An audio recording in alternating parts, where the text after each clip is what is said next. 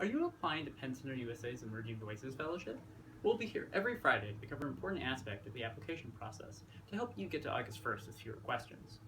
Being a writing-based fellowship, your writing sample is an incredibly important part of the EV application. So let's go over some of the nitty-gritty details of submitting your manuscript to make sure that everybody's amazing projects are read without being disqualified or made ineligible by minor technicality. Writing samples are either 20 pages of fiction or nonfiction, or 10 pages of poetry. And your sample should correspond to the project that you talk about in your short answers for the EV application. So if you say that you're interested in working on a novel, you should send us parts of that novel. Or if you're interested in doing a poetry collection, you should send us some of those poems. This helps us see how we can or cannot help you with the fellowship and what you're interested in doing.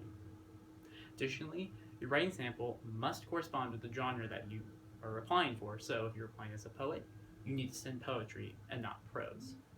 Some other really important details to remember are that all writing samples must be typed in 12-point Times New Roman font with 1-inch margins.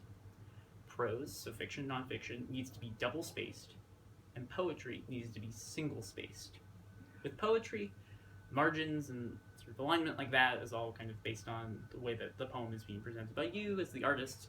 So kind of line breaks and stanzas and projective verse, all of that's fair game as long as it's legible and stays within the 10-page limit. So, some other important details to remember are all pages must be paginated, and all pages must have your email and full name on them. So all pages, paginated, email, full name. The other incredibly important thing to remember is do not go above the page limits for poetry and prose. So, poetry is 10 pages single-spaced. Prose is 20 pages double-spaced. So that's fiction or nonfiction. If you have any other questions, remember to look online, see if we've already answered that, or if you have any questions in particular about your submission, remember to email us at ev@pennusa.org.